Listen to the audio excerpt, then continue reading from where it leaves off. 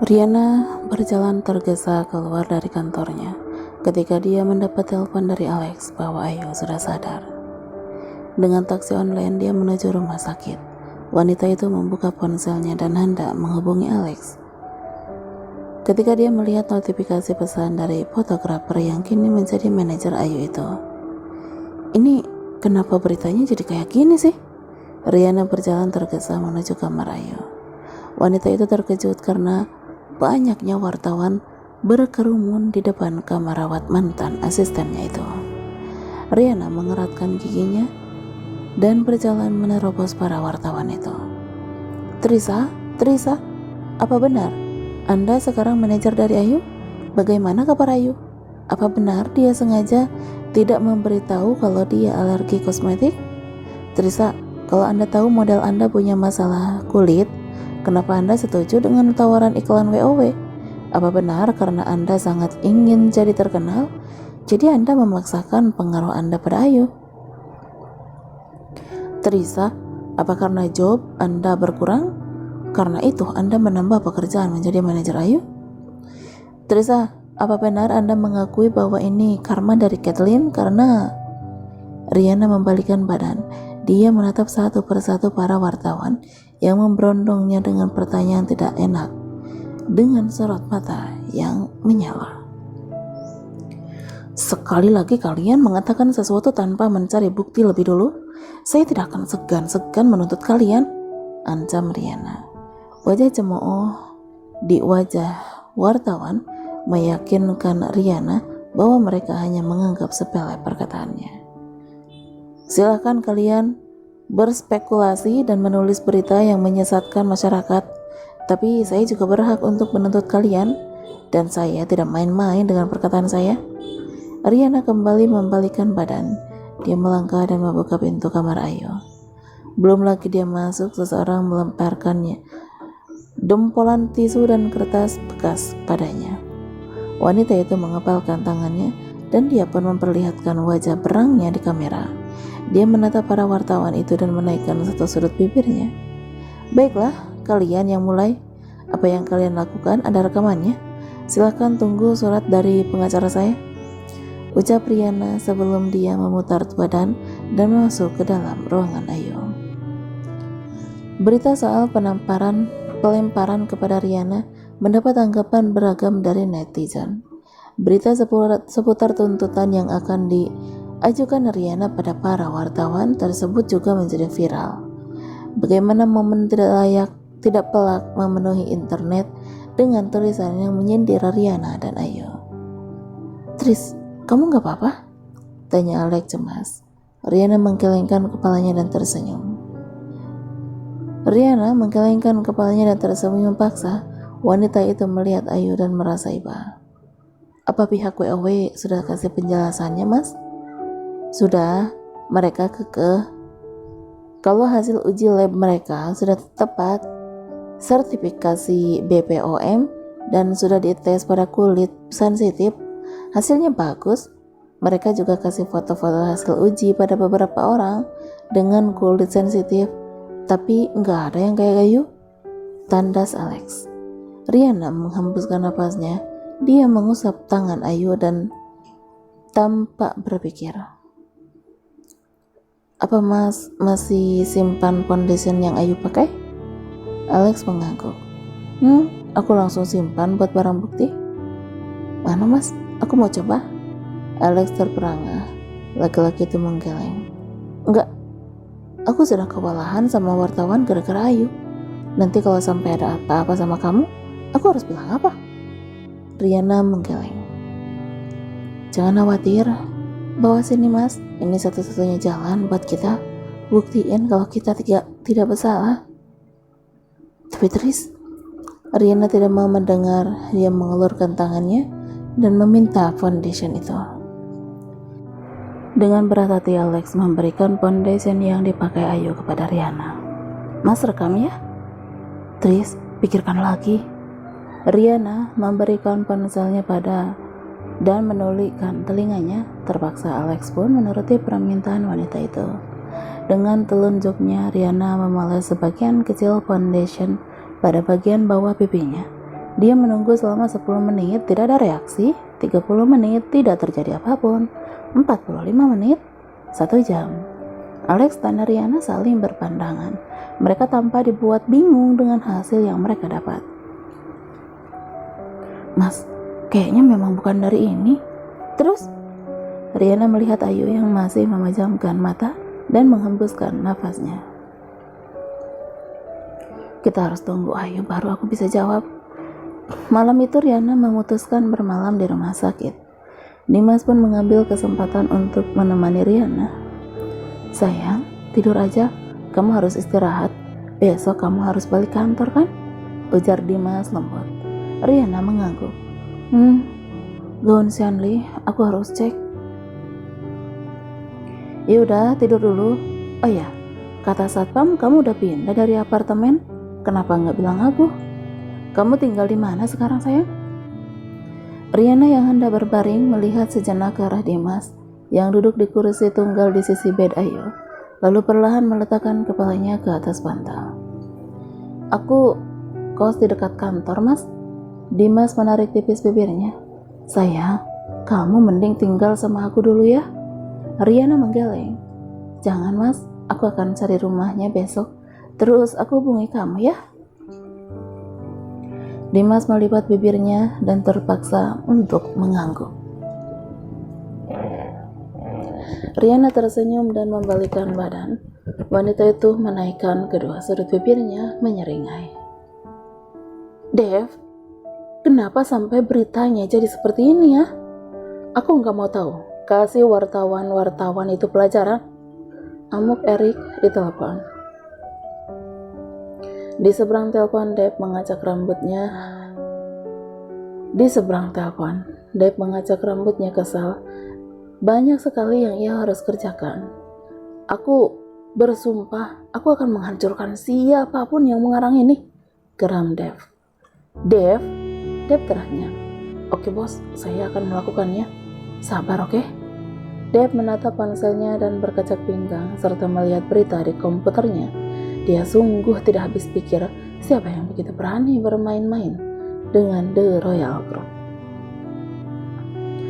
Miranda, pesankan tiket untuk saya ke Jakarta, titah Dave kepada sekretarisnya. Di lain tempat, Erik tidak berhenti mencoba menghubungi Riana, tapi tidak tersambung. Hanya pesan masuk dan panggilan dari Xianli yang terus muncul di layar gawainya itu. Sayang, kenapa lama sekali? Kamu juga nggak balas telepon sama pesanku? Erik berbalik badan, dia memutar malas matanya, lalu berjalan kembali ke dalam restoran. Sayang, kenapa lama sekali? Kamu juga nggak balas telepon sama pesanku? Erik berbalik badan, dia memutar malas matanya, lalu berjalan kembali ke dalam restoran. Sayang, jawab dong, ada apa? Tanya Xianli dengan suara yang ia buat selembut mungkin. Erik tidak menjawab, dia langsung duduk dan tidak mengindahkan Xianli yang berharap laki-laki itu akan membantu untuk memajukan kursinya agar ia bisa duduk. Xianli melipat bibirnya dan terpaksa menarik sendiri kursinya. Sayang, aku ingat kamu suka steak medium jadi aku pesenin ini, ujar Xianli dengan bibir yang tersenyum lebar. Mendengar itu Erik menarik kembali ingatannya saat ia makan bersama Riana beberapa waktu yang lalu. Riana sangat menyukai seafood dan wanita itu mampu menghabiskan banyak sekali seafood dalam sekali makan. Erik lantas mengeluarkan dompetnya 5 lembar uang merah dengan gambar Soekarno-Hatta di dompetnya. Dia letakkan semuanya di atas meja. Selamat makan, aku pergi dulu. Pamit Erik dan segera berdiri lalu mengayunkan langkahnya. Xianli sangat terkejut. Dia melihat ke kanan kirinya dan tidak berani berteriak, meminta laki-laki itu kembali. Sialan, gumam Xianli kesal, mencengkram kepalanya begitu kuat, hingga kuku palsunya patah. Setelah terbebas dari macet, mobil Erik akhirnya sampai juga di rumah sakit. Laki-laki itu kemudian berjalan menuju area rawat inap, diikuti sang pengawal yang merangkap sebagai sopir. Mana ruangannya? Tanya Erik pada sang pengawal. Anggrek yang sebelah sana tuan, tunjuk si pengawal. Erik mengikuti petunjuk. Dia lantas berhenti di depan pintu tertutup dengan kaca kecil berbentuk persegi panjang. Tidak ingin mengagetkan pasien yang ada di dalam karena hari sudah malam, Erik membuka pelan pintu itu dan berjalan perlahan ke dalam ruangan. Erik tidak melanjutkan langkahnya, napasnya seakan tertahan saat melihat adegan di depan matanya. Dadanya bergemuruh dan tangannya pun membuat kepalan yang sangat kuat hingga bergetar. Matanya terasa panas dengan suguhan di hadapannya. Lelaki itu memundurkan langkah lalu segera berbalik dan melangkah pergi tanpa menutup pintu. Sang pengawal yang menunggu di depan pintu terkejut namun segera mengikuti atasannya. Rumah sakit pagi itu bertambah heboh dengan kedatangan Kathleen untuk menjenguk Ayu. Alex yang saat itu menjaga Ayu terpaksa mengizinkan rival Ayu itu untuk masuk dan melihat Ayu. Riana yang berada di kantor tidak dapat berkonsentrasi karena kabar ini. Bu, ada telepon dari Asian Fashion Festival di Line 3. Info Nisa. Riana yang sedang mengkoreksi jahitan gaun Xianli mengangguk dan segera menuju meja untuk menerima panggilan itu. Halo, Trisa speaking, saut Riana setelah dia mengangkat teleponnya. Beberapa waktu kemudian bawahan Riana saling menyenggol saat melihat ekspresi Riana. Mata wanita itu berkaca-kaca dan bulir bening jatuh begitu saja ke pipi halusnya. Dengan lemas, wanita itu berjalan ke kursi dan membanting bokongnya di sana. Perkataan perwakilan panitia AFF tadi menggema di kepalanya. Tatapan wanita itu kosong dan dia pun sesekali menghapus air matanya. Beberapa detik kemudian dia berdiri dan berjalan pergi tanpa pamit. Riana mengambil tas miliknya di kantornya dan pergi tanpa meninggalkan pesan apapun kepada para asistennya. Dia memanggil taksi dan menumpahkan kesedihannya di dalam taksi itu. Seakan mengerti kepedihan penumpangnya, sopir taksi baik hati itu memberikannya sekotak tisu. Makasih Pak. Sama-sama, menangis aja sampai puas Neng. Setelah itu jangan menangis lagi. Yakinlah semua masalah ada solusi dan ada hikmah di balik semua masalah yang terjadi. Tutur laki-laki berkumis itu. Riana menghapus air matanya dan mengangguk. Iya Pak, terima kasih banyak. Kata-kata Bapak sangat berarti untuk saya. Yakin Neng mau turun di sini? Di sini sepi loh Neng, ujar sopir taksi itu tidak lama berselang. Tidak apa-apa Pak, saya hanya ingin sendiri. Ya sudah, saya akan tunggu di sini kalau gitu, ucap laki-laki itu. Oh, tidak usah Pak, terima kasih. Tidak apa-apa, saya juga butuh istirahat Neng. Kalau mau menghirup udara pantai silahkan. Riana tersenyum, dia mengangguk dan keluar dari taksi setelah memberikan laki-laki itu bayarannya. Dia pun melangkah gontai menuju bibir pantai dan duduk termenung di sana. Wanita itu mendongak melihat ke langit. Ma, wanita itu mendongak melihat ke langit. Ma, aku gagal masuk AFF. Bagaimana ini Ma? Riana mencurahkan kesedihannya. Dia menundukkan badannya, meletakkan kepalanya pada kedua tangannya yang ia topang di atas kedua lututnya. Dua mata yang melihatnya, yang sejatinya ingin marah, mengurungkan niat dan memilih mendekati wanita itu dengan es krim di tangannya. Saya pikir Riana yang hebat tidak akan pernah menangis untuk apapun. Sesaat kemudian Riana memandang keluar jendela. Ia enggan untuk bercengkrama dengan laki-laki yang duduk bersebelahan dengannya itu. Ana, kenapa kamu pindah? Laki-laki itu membuka pembicaraan mencoba mengambil perhatian Riana. Saya sudah membeli rumah karena itu. Maksudmu kamar kecil di dekat kantormu itu? Potong Erik.